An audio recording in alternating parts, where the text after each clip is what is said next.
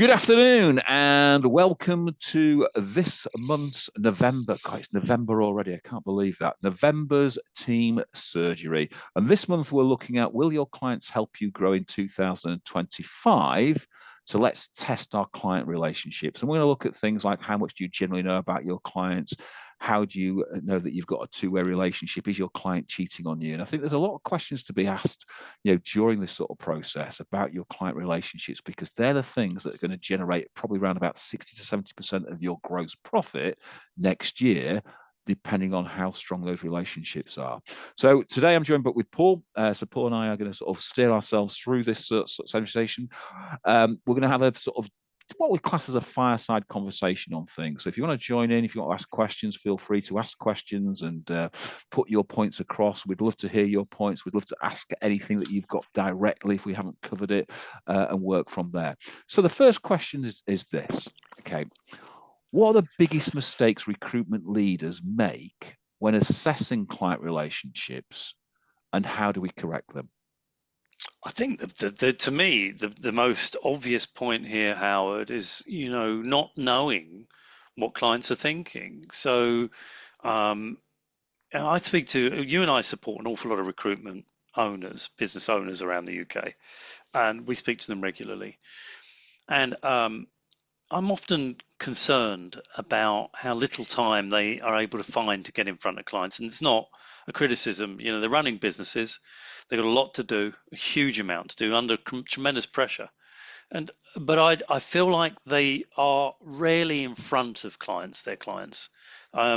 Obviously in the bigger recruitment businesses, they're delegating that responsibility to the team leaders, the directors in the organization. But when you're talking about a moderate size or even a small business, SME recruitment business, getting in front of clients is an absolute priority. So, we think we know what our clients are thinking. We think we know what they think of us. We think we know what's going on in their organizations. But the stark reality is, unless you are consistently talking to clients, and I have a view about this, that we should never go longer than 3 months without a face-to-face conversation with the client. Unless we're doing that, we really don't know. We're making assumptions on what people feel about us and what's going on in their world. So I think this priority issue of making sure you are consistently talking to clients is an absolute essential. Otherwise, you're working on assumptions. And I think, as we all know, if you make assumptions, unfortunately, at some stage, you get it wrong. So for me, the common mistakes when assessing client relationships is actually coming down to one very important point. We don't know. We're not close enough to clients to actually know what they think of us and what's going on in our customers' worlds. So I think it's irrespective whether you're a solo business or a business with staff. I don't think it makes any difference. I think the biggest mistake that we make is we get very complacent with our clients, that we think we have this relationship built on royalty where we've barely actually got a relationship with them at all.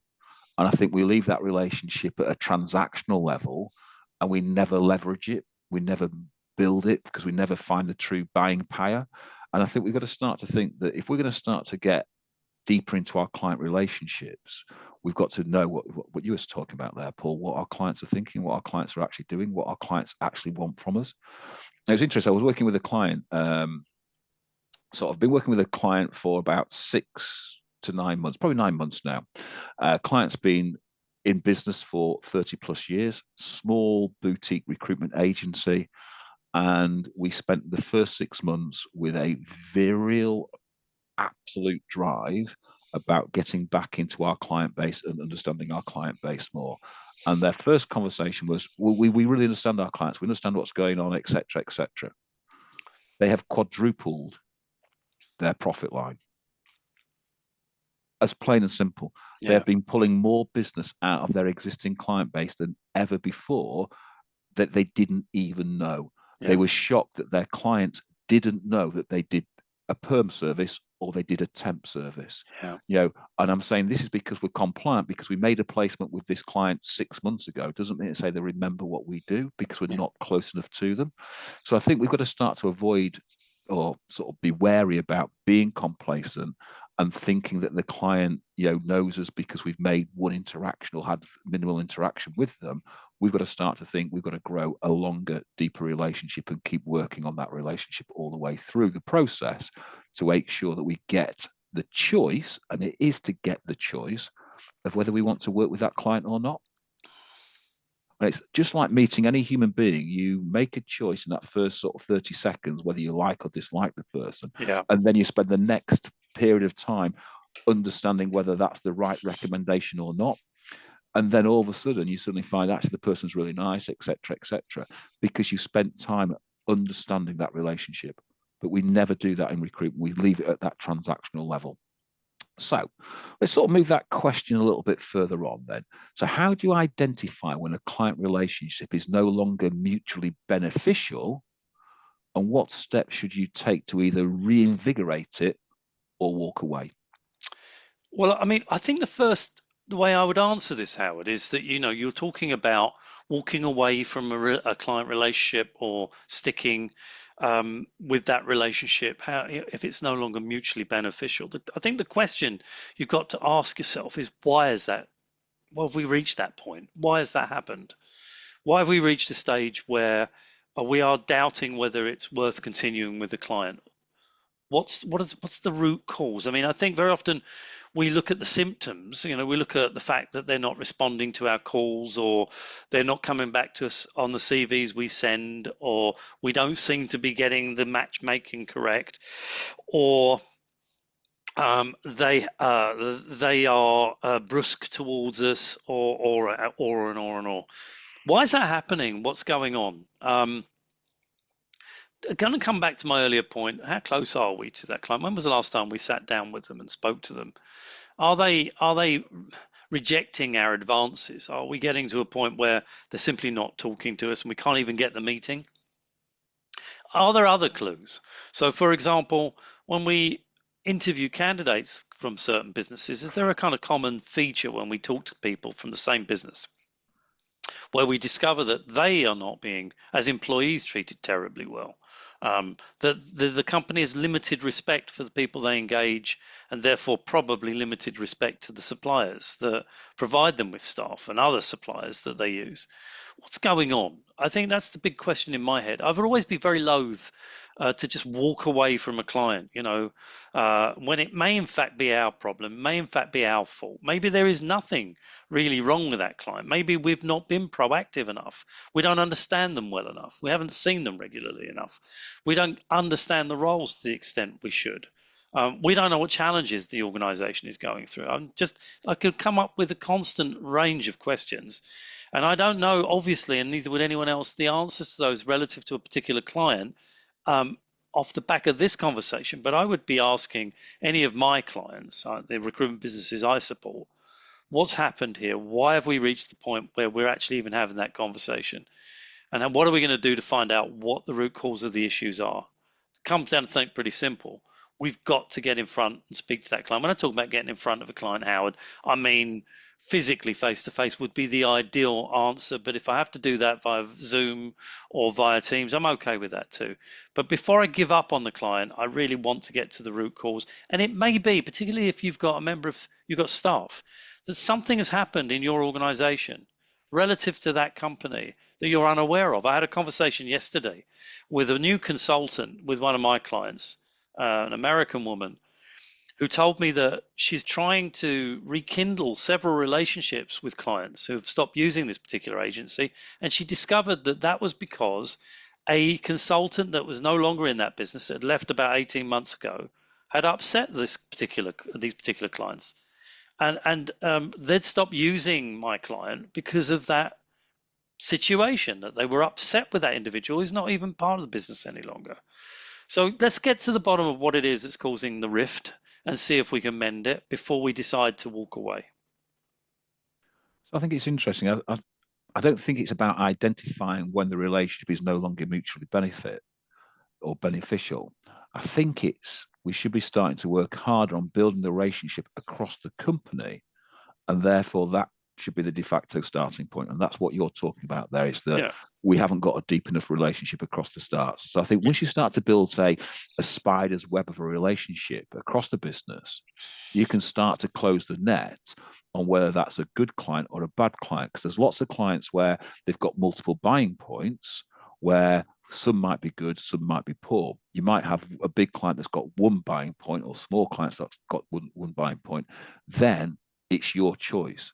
But I also think we should start to review the data to establish whether whether that client is worth investing in or walking or not. Like you, I've got a client that I've been working with for quite some time now, solo business. Okay, and one of their clients was round about 50% of their gross profit. But actually, when we dug into the client was less than 10% of their net profit. So what it actually said is that that client was a vanity client and not a sanity client. And what we found was when we started to calculate the amount of time they spent working with the client, the amount of time they had to double recruit because the client had not responded to the initial CVs, etc., actually that 10% was dropping even more and getting even lower. So what we've got to start to think, if we want to start to look at clients, we've got to think about what we can provide as a great service, what looks good and what doesn't look good. And I always find that those clients that demand the most, demand a low margin, or demand better services, tend to be the clients that are the biggest pain to work with. And actually that reduces our costs. So I think sometimes we've got to start to look at our clients and not look at the vanity point of view, but look at the sanity point of view. Look at the profit that we make when we reduce all our costs out of that. Is it worth investing in that client? If it is, then go back and resurrect the relationship. If it's not, walk away professionally, and walk away with yourself intact, but know that you're doing it for the right reasons. And it was very simple. That client was billing in excess of £500,000. He found one new client, made 3 placements in that client. The profit from those 3 placements was bigger Yeah. than the £500,000. Yeah. And that's simple economics, what you're doing. So let's not get caught in vanity. Let's be more sanity, but let's think about building a relationship rather than ditching it first and foremost. So when we ditch it, we have a choice of what we're doing. It's not being forced upon us from there. Yeah. So the competitive market then, how can recruitment firms differentiate themselves to deepen client loyalty and trust? And this is a great question because the UK recruitment market is hugely competitive. There are a huge number of recruitment businesses in the UK, and more, by the way, coming on now. I mean, Howard, you and I have talked quite a number of startups recently. It's interesting at a time when the market's been extremely challenging over the last 20 odd months, that there are suddenly a lot of new entrants into the market. It's quite interesting, I think. Kind of bodes well, I think, for next year. You tend to find that you get a lot of new entrants just before things start improving. So let's keep an eye on that. But I think with so many coming in, and when I talk about competitive market, let's also be clear about it. Competitors are no longer just other recruitment agencies. They are also the internal recruitment teams that we are seeing so many of, particularly in the large corporations. And of course, our friend technology. Technology is now making life a lot easier for companies to find new employees and vice versa.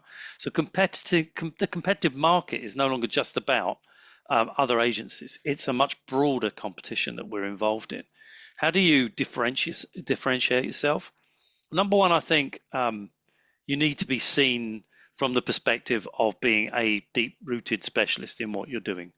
And I said this a while, we had a previous webinar. For those of you guys that are listening, please tune in every Wednesday at 11 o'clock to listen to to our standard webinar that we have every week for Jump. And we talked about this. EVP, very important, employer value proposition. What's going to make your business stand out, look different from others? How do you look from a website perspective? How often do you refresh your website, build a new one? How much content do you have on there? Are you regularly updating news? Are you very active on social media? Is your content mostly videos as it should be, or are you simply posting jobs? So what is the look and feel of your business from the outside looking in? And how do you treat, if you have staff, how do you treat your staff when they work for you? Is it reflective of the way that the business looks from the outside? And how much autonomy and support do you give to people when they work for your organization? And how do you train your people? Because in the end, the answer to this question is going to come down to something very important. The differentiation between your business and others is going to be based upon the consultative services that you offer your customers, your candidates, and your clients.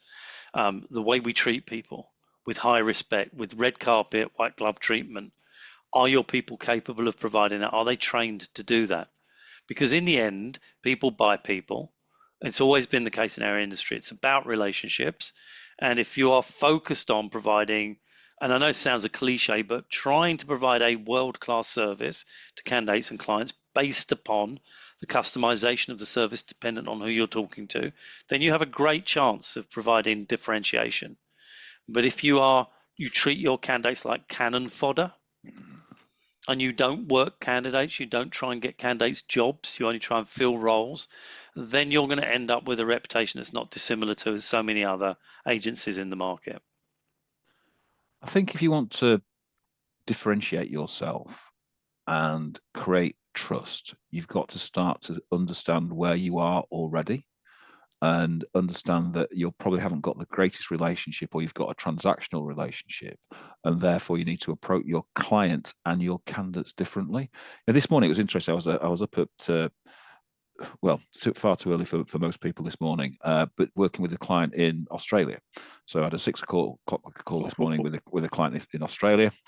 But we were talking about their marketplace. Their market is construction marketplace, bringing people into the marketplace and how he did. And we were talking about his new approach to his clients that we've been sort of, again, building in over the last sort of 3 or 4 months. And he said it's really interesting that now he's started to stop talking about recruitment, but talking about the building market, what's happening in the building market. He's getting a bigger buy-in from his clients. He's now adding, he's a solo business, he's now adding 2 to 3 new temps every single week to his temp numbers, and they're starting to grow and blossom. He's also making perm placements. So he's starting to change things up. But the other side of what he's doing to create client loyalty, he's able to provide a product because he's talking to clients about the projects that they're on and when they need people, not today, but further in the future. And what that means is that he's starting to build a network of candidates that when the client says, this is starting a week on Thursday, he's got candidates that can do that job for the person. So he's starting to sort of look at that. So his email campaigns, his data sharing, he's talking about the marketplace, is all about talking about what will benefit the client. But he's then using the same data and sending that out to the candidates as well. So candidates are now coming to him. So he's now getting known for his area of expertise. He's getting known for having candidates available. And therefore, that differentiates him hugely from most recruitment agencies. When you ring up, speak to a client, the client says, yeah, I want this. And they say, right, let me go away and get back to you, because you haven't got those people. He's saying, no, let me send this person over to you now. Yep. Let's have that person starting straight away. So you've got to create a reason why the client wants to stay with you and work with you in the market.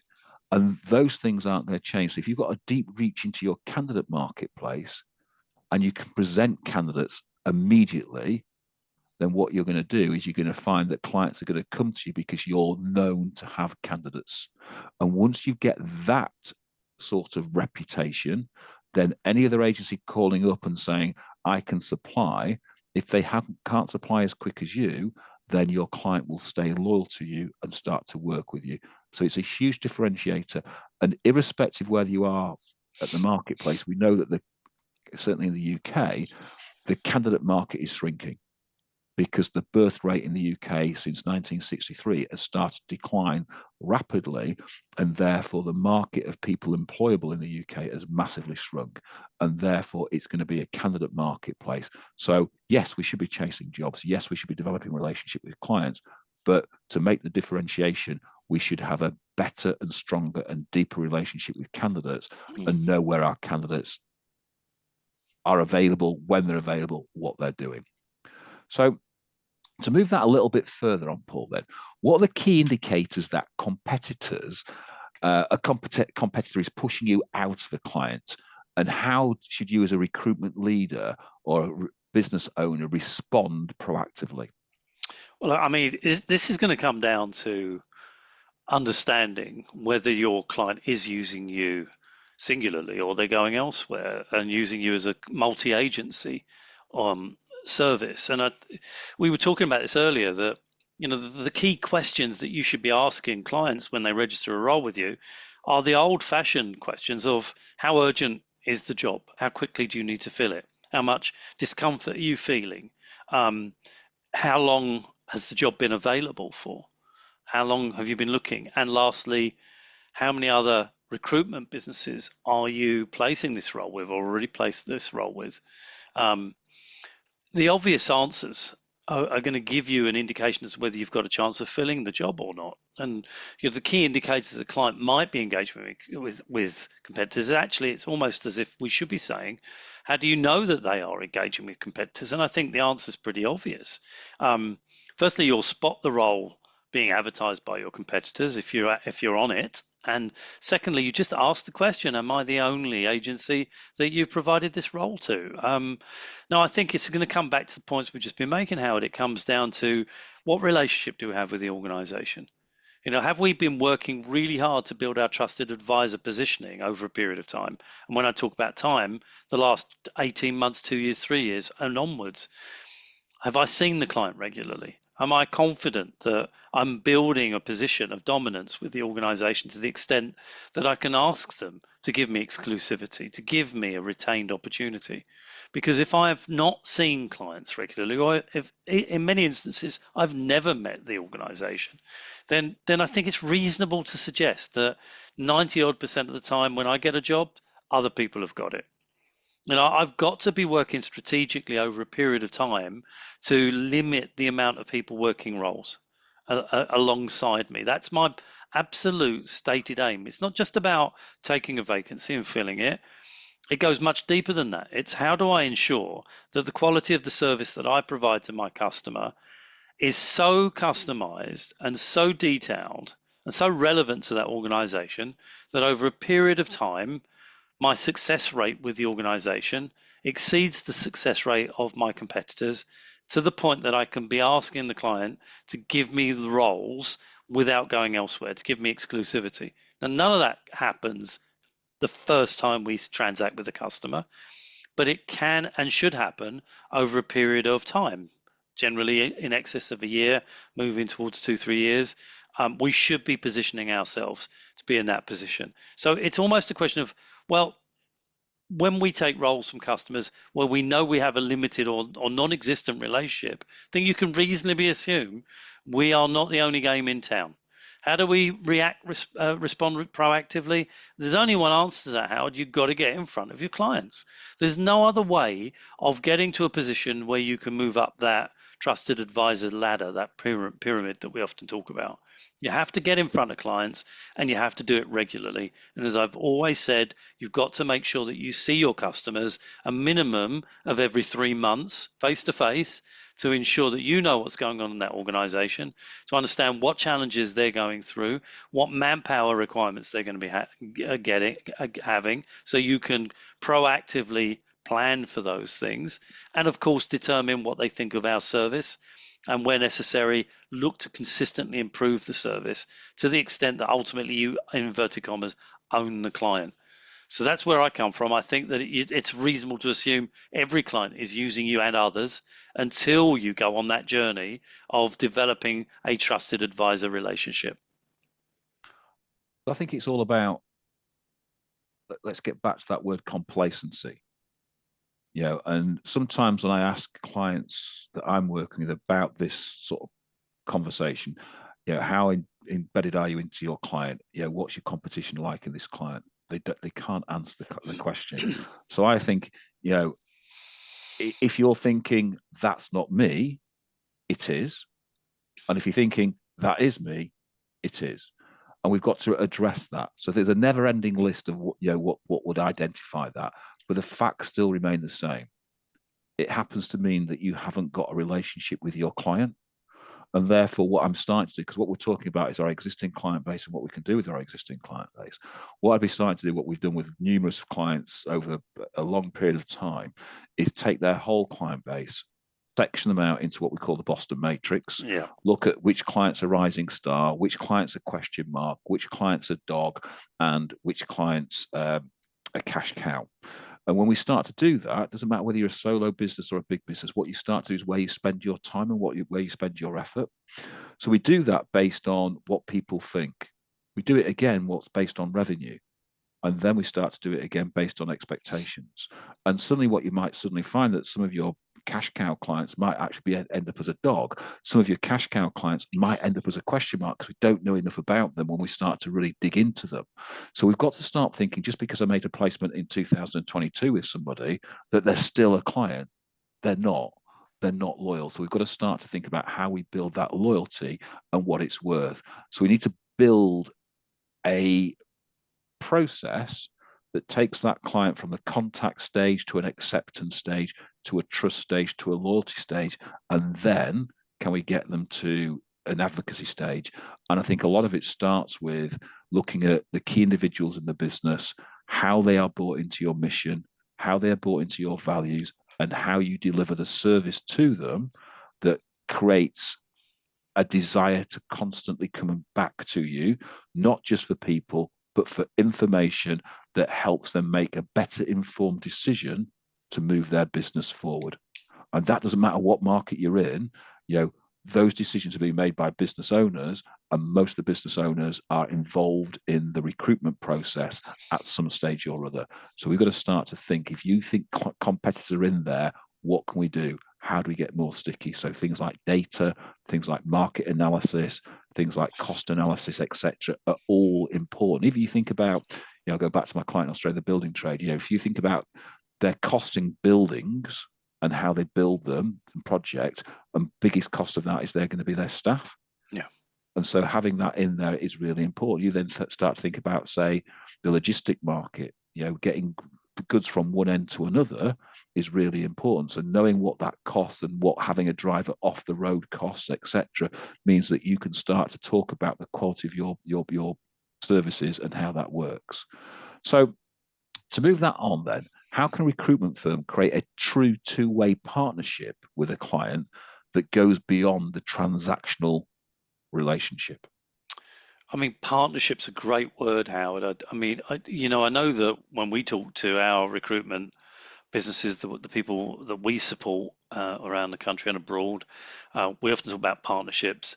But the reality is that I think that it's not necessarily about the written agreement that you have, which is rare in our industry, to be honest. Most of what we do is based upon, as it were, a handshake in terms of business, of course, but not necessarily a proper partnership. I think partnerships come about by getting very close to customers to understand what it is they really want from you.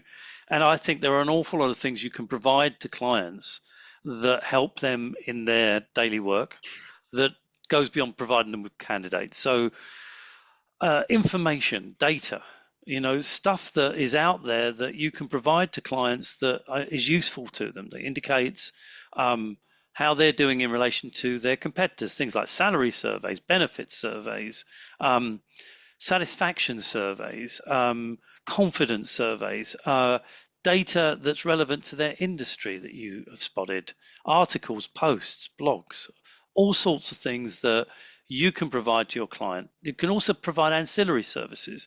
So if it's a small business you're supporting and they need HR support, maybe if you've been thinking ahead, you've got associates working with your organization, you can parachute in HR specialists, for example, that you can white label under your business that would help that client. L&D trainers, coaches that you can provide to the organization. Again, white labeled potentially. There's a range of things we can provide to people because of our expertise, because we know that from an investment perspective, one of the biggest, if not the biggest investment customers make are in their people. If we broaden the scope of our services so that we can bring in experts alongside our business who can provide that support and direction to our clients, then naturally they become more reliant upon us, and ultimately we get ourselves into a position where we can start asking for exclusivity or retained opportunities. So I think this partnership thing comes about, again, back to the key theme, with being close enough to our clients to understand what challenges they've got, the issues they have, the things they're concerned about, the things that keep them awake at night. What can we do that we can, in terms of service and support, that we can provide to help them to conduct their businesses in a more effective fashion? And if we can do that because we're close enough to know what they need, then of course it's natural, natural is the right word, that we develop loyalty with that client. And then asking for business from them and having that business on a sole agency basis is really pretty simple and pretty straightforward. So I think it's about embedding ourselves into our clients and provide not just the word partnership, but really put that into some kind of tangible format and process that where they become more and more reliant upon us and trust us to the extent they'd be better to give us more and more opportunity. So I think it's a really interesting sort of thought process. How do you go beyond transactional? How do you get beyond transactional? And I think as recruiters, I was trained this way, and I'm pretty certain most recruiters were trained this way. We're always looking for the pain. We're always looking for the problems. We're always looking for the issues that we can cure with a client. But think about that in building a relationship. If you were building a relationship with someone and all you kept doing was pointing out their problems, pointing out their issues, pointing out their failings, pointing out what's going on, that relationship doesn't bloom, it doesn't grow, it doesn't blossom because you're almost picking away at that sore all the time with that person. So I've a long time ago started to work on slightly looking at a different way. What can you do that make the clients look good? What projects have they got on? How can you help them fulfill that project? How can you get them to complete that project? What does a win look like to them? What do those things look like? So you get them starting to think about what good looks like, and then you can start to help them deliver what good looks like. Then you start to change the dial from transactional to a relationship based on trust because they're talking to you about what good looks like because you're not picking at their issues. You're helping them try cure those issues. So it's only a slight change, but the change in mindset from the client is really different. If you're forever picking at the client, what problems you got? What happens if you don't deliver that? What happens if you don't deliver this? What happens if that doesn't happen, etc.? Then all the time you're sending that negative thought process into the client. If I'm talking about how do we get you to the end process, how do we win that? What does getting that over the line look like? Then that starts to feel a feel good process, a very different endorphin rush, and clients are more likely to accept that call from you and have a call with you. So we've got to start to think, we've got to be really honest with our clients. And the other side I think that we've got to start to move the dial on is we tend to only sell our services once to a client. So I might have spoken to a client in 2000 and made a permanent placement at 15%. But that 15% and that permanent contingency placement carries on as their de facto operation with ourselves. When every time they should come to me with a job, I should be saying, well, hang on a minute. We've got our contingent service. We've got our exclusive service. We've got a retained service. We've got a talent advisory service. We've got a contract service. We've got these types of services. All the services that we can sort of mention, so every time a job comes to us, we can turn around and say, actually, that service there that I sold you, we should do it on this one because I've actually got candidates available right now, and therefore you don't have to spend so much money on it. That one there, though, we haven't got candidates. You're going to have to spend some money more on that to find the candidates because this is what's going on. And therefore, you're giving an honest interpretation of the market based on some of the data that you've got, etc. So it goes back to that question of don't believe the hype that you've got a great relationship. Always think that you're going to lose that relationship and what are you going to do to make that relationship work constantly as if you would do your normal friendships with normal people. So moving that, what innovative strategies are top performing recruitment agencies using to maintain long-term relationships to ensure consistent growth? Yes, it's a great question. I was sitting in a room quite recently with some very large RPO organizations in our industry.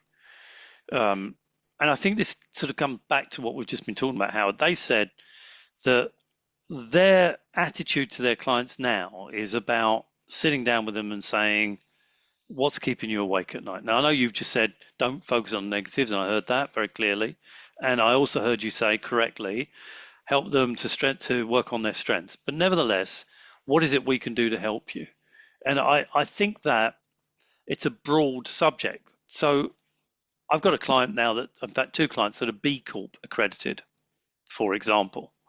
And they're now very focused on working alongside other B Corp accredited organizations. And those organizations recognize that those recruitment businesses of my clients have the same values and behaviors. They're aligned. There's a lot of encouragement for B Corp accredited businesses to help each other work together. Those same businesses put a lot of time and energy into helping the organizations they work alongside to gain best practice. So they do webinars, they'll do podcasts, they interview and talk to organizations and owners and directors of organizations about what's going well in those businesses, how they're making their mark in their specific marketplaces and so forth. And they're sharing knowledge, sharing information. Not just stuff they're sending out, but literally videos, webinars, podcasts, where people that are in similar industry sectors are listening in. So they become facilitators, they become knowledge givers. And it's starting to move away from the pure, I've got a great candidate, would you be interested? Or let me produce some CVs for the role you've just given me. It becomes a much more holistic service. It's also about being heavily involved, and you have to believe in this stuff, really. You can't just play at it. You've got to really be involved in things around ED&I and charities, of whatever charities you're interested in. You can't simply, I think, in the modern world, position yourself purely as a supplier of candidates or a supplier of great jobs. I think obviously that's the core of what we do, but these days you have to have a much more holistic approach to developing relationships with like-minded businesses. Now, I know that people that may be listening now may often be small SME businesses, and they may be sitting there thinking, well, I don't have the time for all these nice, frilly, sort of warm things. I'm just too busy desperately trying to fill jobs or getting great candidates jobs. And I get that. But I think you also have to have a very clear strategy. How are you going to differentiate yourself? That was the first question you asked, Howard. How are you going to differentiate yourself from all the other competitors out there?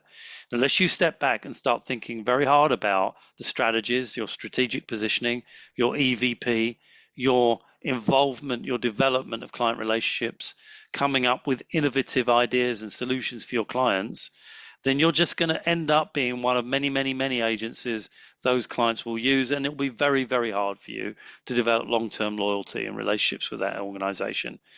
You know, our market's changing, the world is changing, and our customers expect more from us nowadays, and will increasingly expect more from us going forward than just our ability to find candidates, and especially off the premise that finding candidates for jobs that are available is becoming easier for our clients as well, because they have the same technology we have.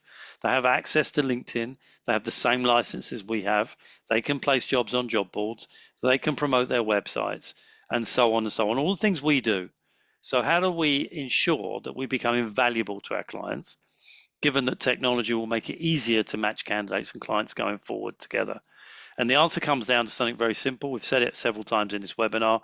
You and your people need to be very visible. You need to be very aligned to your customers and what they're looking for, not just in terms of finding staff, but in terms of being able to support their values, support their behaviors, support the things that they value very strongly. You have to be tight enough to understand that and be proactive in how you do it. And then you become aligned as a partner, as we've said already. So I think there's an awful lot you need to be doing, but none of that is possible unless you are consistently sitting down and having conversations with your customers face to face via digital methods or face to face, ideally in their offices. So I looked at this and I thought, is it innovation or is it just common sense? You know, we we work. You're talking about solo businesses, you're talking about small businesses, and you're talking about they haven't got the time to sort of get certain things that we need to help develop a relationship or help.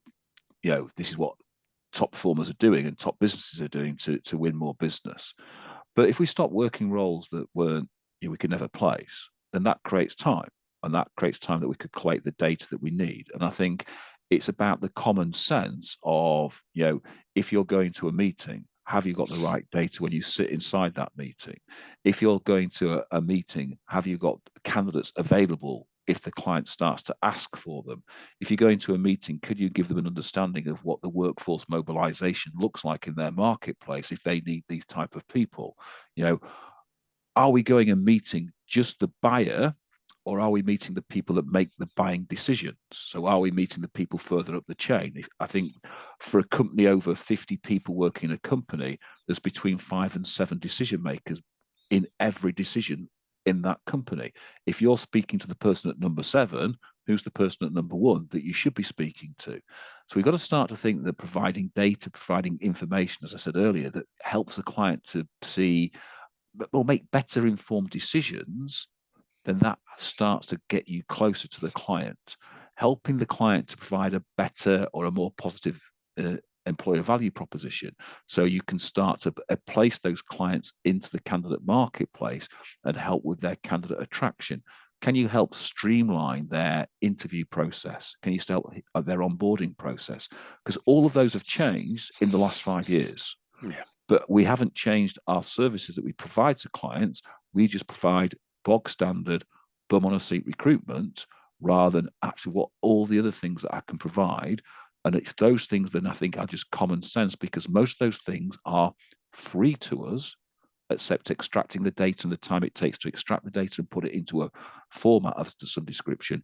But we've got so much data that we should be able to be an influence in the marketplace on that data. And you start to think about, I know coming from us too, Paul, it's a very Yeah. sort of interesting conversation. You think about when you look at all the shampoo adverts on television, they're all there, 8 out of 9 women find this shampoo makes their hair more shiny, etc. If only. Yeah, but then you look at the sample number of people that they've tested it on. It's like 50 to 100. It's a very small sample Yeah. number.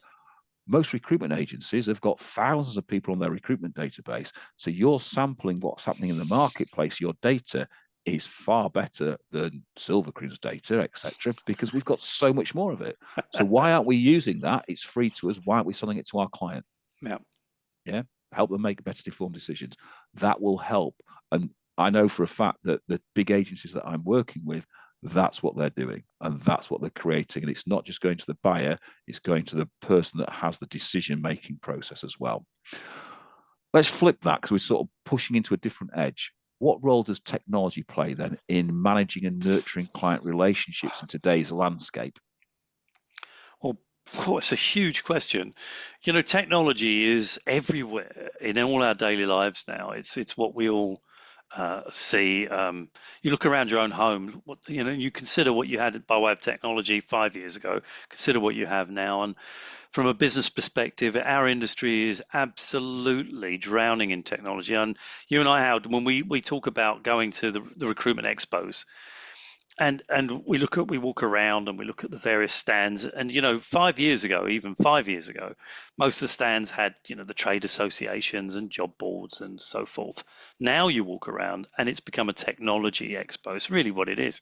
And I'm never short of being amazed of how many new techie things are out there that I'd not heard of before, and I think we can't ignore the fact that technology pervades our daily lives. It's also pervading our business lives. We've got to be careful about the technology we take on. A lot of it is expensive at the moment, but as with the evolution of any technology, technology becomes more widely available and cheaper in due course. More and more manufacturers of technology become apparent. So don't buy the first thing you see. Hang on, make sure you do your research correctly. If I was looking at technology to bring into my business, number one, I'd look at the CRM. We always say this. Every recruiter has a CRM. Most of them don't use them properly. They all moan about the quality of the CRM. It's this, that, and the other. It's awful. It doesn't do this, that, and the other. The reality is they're all fairly good. They're all very good in some instances, but we don't train our people to use them properly. So make sure that the CRM is being used effectively. As you always say, Howard, what's the point in buying a Ferrari if the person you put in the driving seat hasn't learned to get beyond first gear? So make sure that the people that we put into the car, our CRM, know how to use it effectively, code candidates properly. Second thing I'd be looking at would be CTS, candidate tracking systems. We need to make sure that we consistently engage with our candidates, and there's lots of very good quality software out there that will enable us to do that, some of it reasonably priced. I think that's super important to be looking at that. Um, and anything, frankly, and there's something on it, and we're looking right now, Howard, at somebody using a note taker right now as we're talking. The fact is that there's a lot of available note-taking software out there. Use it. Make sure it works directly with your CRM. Make sure the notes that you can take when you have conversations with candidates and clients, digitally or face-to-face, immediately commute straight into your CRM. There are phone systems now that will take information from phone calls straight into the CRM. Not expensive. I've got a client that's just taken one on board. I'm not going to mention names of various tech companies, but do your research very carefully. Make sure that what you're purchasing works with your tech stack. Don't overspend. Don't be attracted to the shiniest new thing that's hit the market.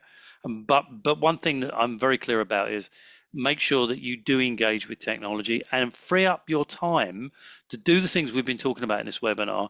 Go out, use the available time you've just gained to sit in front of your clients and develop better relationships with them. And that applies to candidates too.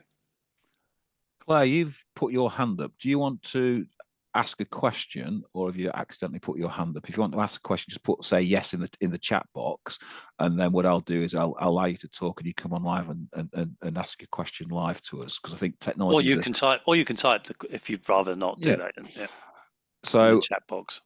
I think my answer to that question with regards to technology is the first thing that we should do is look at what our technology does already, and then see how we can Yeah, develop our technology. Because I think too many people are too quick to throw their technology out and don't actually maximize their technology. I think I was at the expo, I was talking to Firefish and I was talking to Bullhorn, and they both said the same thing, that most recruitment agencies use less than 25% of the technology that's on their CRM. yeah, And so you just think, if you just want to sort of create a little bit more time, if you just use 30% or 40% of that technology, could that create more time that you could be doing certain things? So there's a point where I think absolutely there's a digital wave coming, and if you want to get on that wave, then great. But if you want to sit on the beach and wait for that wave to crash over you, then it will crash over you, and it will crash over you in a very big way and wash you away. And I think we've got to start to think that technology is coming, and therefore we need to embrace the technology. But I don't think there's that rush to go out and suddenly buy the new shiniest piece of kit on the landscape. I think there's that point that says, actually evaluate what I've got. Am I maximizing it? If I'm maximizing it, then if I buy something else, then what's my return on investment, and can I maximize that? There's no point. I come across too many recruitment agencies that got so much tech that they just simply aren't using it, and therefore it's just a cost that could be reappropriated somewhere else into the business yeah. and be more beneficial. So, tech, I think, has got a huge part to play, but we need to ensure what we're doing. So, Clay, you've not come back to us on the chat or anything like that. So, if you do want to ask a question, as I say, put it in the chat box, or just put the question there, or just say yes, and we'll open you up to have a conversation from there. So, next question then: how can recruitment agencies effectively balance the need to win new business while nurturing your existing client relationships? Oh man, this is a pet subject of mine. Um, Two things. I hear, and Howard, you'll back me here. When my clients are really busy and I talk about new business development, they'll often say, "I don't need new business. I've got enough. I can't cope with what I've got," which is always a mistake because you've got to be consistently looking for new business. There's not a day that goes by where you shouldn't be actively looking for leads, looking to bring in new business. Why? Because existing business at some point disappears. It's very rare for any organization, whether it's in recruitment or any other sphere, to keep a client forever. That the phrase forever is just a ridiculous statement. Every client at some point is going to wane, disappear, and it may not be anything to do with you. They may close down, they may move, people come, people go, their business needs change. At some point, current clients diminish. You have to be looking for new business. But when it comes to talking about existing clients, let's be very clear about this. In most instances, we fail to upsell and cross sell to the extent we should. So, one of the things I always do when I start working with customers is I look at their client base on perms and I look at their client base on contract slash temp. And almost always, no, not almost always, always, the two lists do not marry. So we'll be working with customers on perms, but we don't have their freelance, their temp business, and vice versa is also true. So we're not cross-selling, we're not upselling. There is always an opportunity to start to land and expand with organizations. We start as a conventional transactional recruiter, contingent recruitment. But if we're working at our methodology, we're working at our processes, we're working at trusted advisor positioning, then what we are doing is, as we've been saying all along, what other value can we offer to our customers? How do we develop long-term relationships, deeper loyalty from our customers? And whilst we're at that, how are we going to identify new business opportunities within the same client? Even if it comes down to they're a small business and they're using 2 or 3 agencies, how do we get to a point where they only use us? How do we get up to a point where we're moving out of contingent recruitment into retained recruitment? We're getting money up front when we start working with customers. We get better margins with customers. So the point about new clients is really important. We have to be consistently, constantly, daily looking for leads and approaching new business opportunities. But at the same time, the most obvious place to build business, the one that comes straight out of Harvard Business School, regardless of recruitment, whether any industry, the quickest way to build new business is to upsell, cross-sell, and increase your margins. And that all comes from existing clients. So have a good, strong look. Howard, you mentioned the Boston Matrix. That top left panel, the top left quadrant on the Boston Matrix says question marks. And what goes into the question marks box are the clients we already work with, we have a warm relationship with, where there are large gaps in our knowledge. We don't have all the answers. We don't know what's going on in the business. We don't know what they're spending with recruitment agencies. We don't know what they're going to be looking for in the next 3-6 months.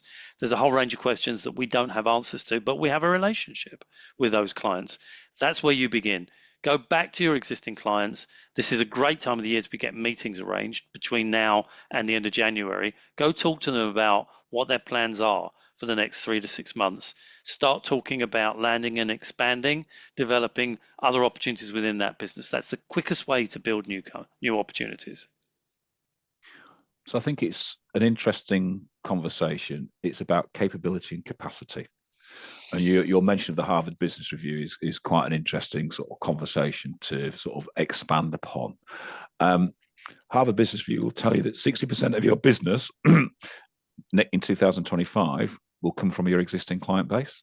Mm. So 40% will come from new business. So if you want to grow, then you either have to do more new business or you have to get more out of your existing client base. You have a 60 to 70% chance of getting business out of clients that you've already done business with. You have a 10 to 25% chance of getting business out of new clients. So it makes sense to focus on your current client base, but it also makes financial suicide to only focus on your client base, because in case your big clients stop, etc. And I think the big thing that we've got to start to think about is when we start to develop new clients, we've got to remember that we are obscure in the client marketplace. Not many clients actually know who we are. And yet most recruiters I go to will say, oh, no, everybody knows who I am. I know in my local marketplace, everyone knows who they are. Well, I'll give you an example, a prime example. So when I was a director from Computer People, so we were part of the Adecco group, 2007, 2008, the big crash came, and the heads of Adecco worldwide came to the UK and said, we're going to buy the recruitment market. There's a recession coming. And we all sat there and go, okay, fine. So we sat there, £350 million business. All of a sudden, they come in and say 6 weeks later, right, we need to have you in the office. Right, we've just bought Spring. We've just Yeah. brought motors. We've just bought Bednock and Clark. Right, Howard, we're going to give you spring in certain areas. You're going to develop the spring tech business and take the spring tech business on. So my instant thought was, oh my God, what am I going to do with all these consultants that are all going to have this massive crossover? So I instantly looked at their billing clients and looked at our billing clients. Okay. So we were probably about one or two in the UK at that time, and spring was probably about 5 or 6 in the UK. The percentage of crossover of clients was 2%. I was absolutely shocked by that. But what that said to me instantly from a CP point of view, that we're obscure. They've got a whole marketplace that we don't know anything about that they're developing. So you start to think your marketplace, your clients will lead to other clients. So find the clients that look like the clients that you're already working with. Find the clients that have got a good reputation to work with. Go build with those clients. Every time you take a candidate out of somewhere, get in front of that client and start to create a relationship, because what that means is you recycle your candidates over and over again. And that means it's a lot easier then to win new business and nurture those clients while growing your existing client relationships, because you're providing the same people over and over again. But you've got to start to think that you are obscure in the marketplace, and therefore you need a social media strategy, you need an email strategy, you need a telephone strategy, you need a business sales strategy to get yourself into the new clients, and you need to do that consistently. If you do it ad hocly, then you'll get ad hoc results. You Yeah. need to do it consistently and keep driving it consistent. So, question then, Paul, what are the most common warning signs of a deterioration in client relationships, and how can agencies turn it around before it's too late? It's a bit like the previous question when we were talking about not being close enough to clients.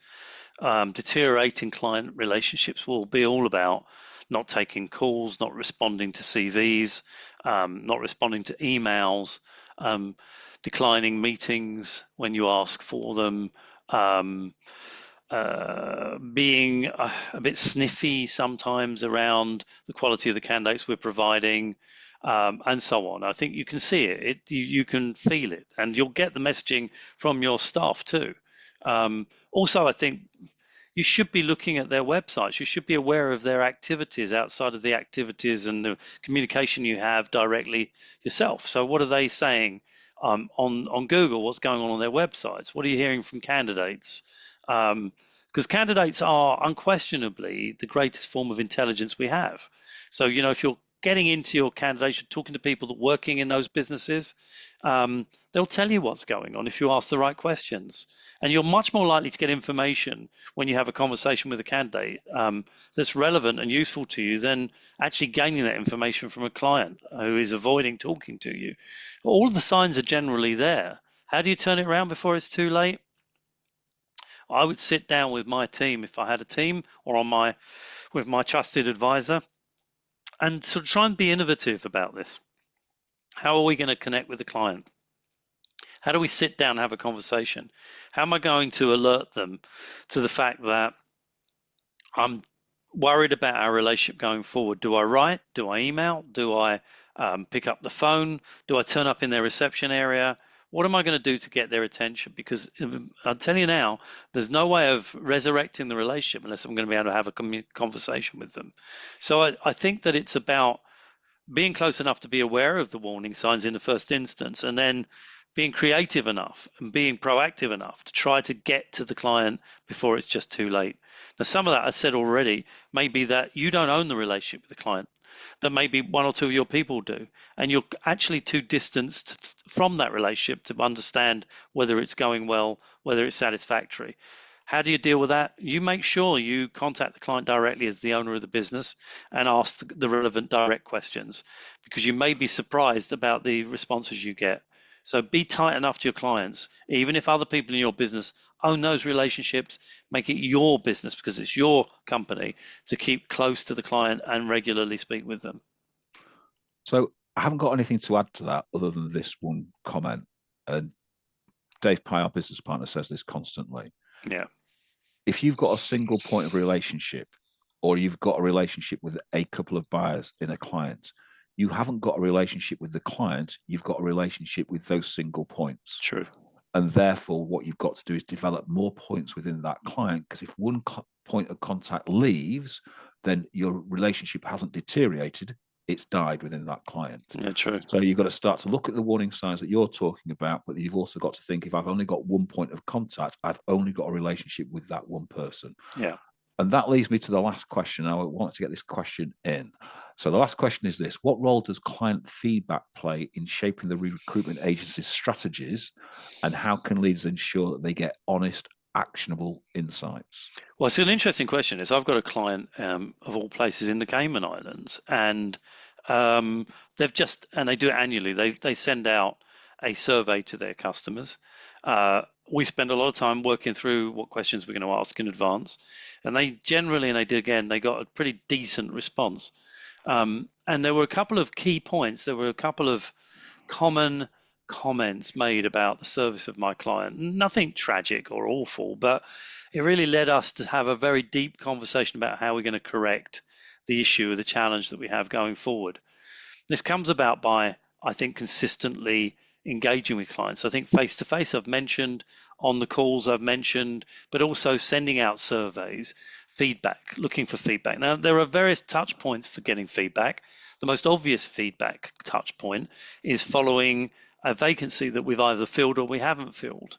And there are methods of getting information from clients at that point about the quality of the service we've provided.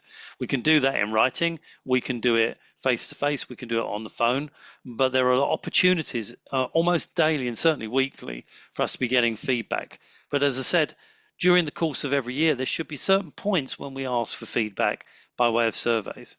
And trying to get that information into the business so that we can evaluate whether our service levels are hitting the mark, going beyond the mark, or need improving.